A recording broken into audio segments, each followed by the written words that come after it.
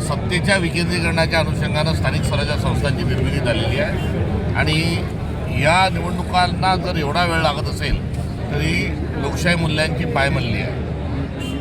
23 April 93ला आपण 74व्या घटनादुरुस्ती स्वीकारली आणि दर 5 वर्षांनी निवडणुका झाल्याच पाहिजे अशा प्रकारचा संविधानिक आपण संशोधन केलं. तरी आमदारांना, सत्ताधारी आमदारांना, सत्ताधारी मंत्र्यांना आणि सत्ताधारी मुख्यमंत्र्यांना सर्व सत्ता त्यांच्या खिशात हवी आहे करिता हा सत्तेच्या केंद्रीकरणाचा घाट घातलेला आहे आणि या लोकशाहीसाठी 10 वर्षांनी निवडणुका होणं हे अत्यंत चुकीचं आहे. इतपर या ठिकाणी ऐतिहासिक अशा शहरामध्ये जी निवडणूक होत आहे या निवडणुकीत काँग्रेसचा विजय निश्चित आहे असं देखील एकंदरीत वातावरणाच्या अनुषंगाने समजलं आहे. असं काय म्हणाले?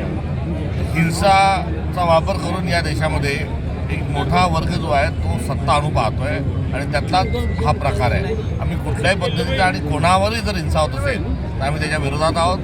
राजीव गांधी यांचं बलिदान या देशाकरता झालेलं आहे आणि त्यांच्या जयंतीच्या निमित्तानं सद्भावना दिन जो आम्ही साजरा करतो त्या सद्भावनेचं प्रारूपच हे आहे की आम्ही हिंसाचाराचा, दहशतवादाचा कुठल्याही पद्धतीने वापर करणार नाही आणि तेच आपलं संविधानिक मूल्य देखील आहे. सर, अमरावतीचे उमेदवार अद्यापही आपले रिंगणात आहे, त्यांचा प्रचार सुरू आहे की त्या ठिकाणची जी परिस्थिती आहे ती आपल्या सगळ्यांच्या समोर आहे.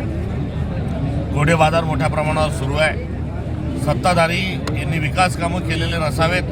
सत्ताधाऱ्यांजवळ पंतप्रधान आणि मुख्यमंत्री यांचा कोणताही प्रभाव हा मतदारावर नसेल म्हणून त्यांनी सरसकट हे पैसे देण्याचा धडाका हा सुरू केलेला आहे. आम्ही सरसकट कर्जमाफी मागतोय ती मिळत नाही, मात्र सरसकट मोठी रक्कम घोडे बाजाराची ही या निवडणुकीतल्या सदस्यांपर्यंत पोहोचत आहे आणि परिणामस्वरूप जे स्थानिक स्वराज्य संस्थांच्या मुद्दे असले पाहिजे ते बाजूला ठेवून घोडे बाजार हा सुरू केलेला आहे आणि त्याचाच एक परिणाम हा अमरावतीच्या निमित्तानं आपल्याला दिसतो.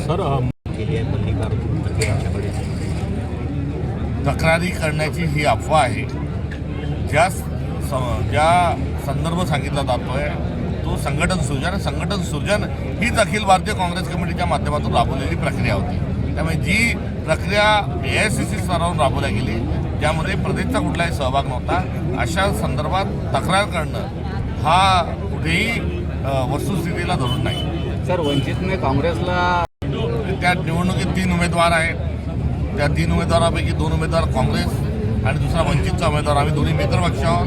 त्याचा समेट घालून आणण्याच्या अनुषंगानं काही शक्यता आहेत का याची चाचपणी त्या ठिकाणी होत आहे.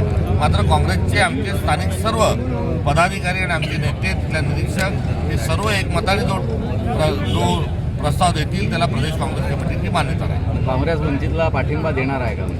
तशा पद्धतीची जर चर्चा स्थानिक पातळीवर जर होत असेल तर जरूर त्या दृष्टिकोनातून विचार केला.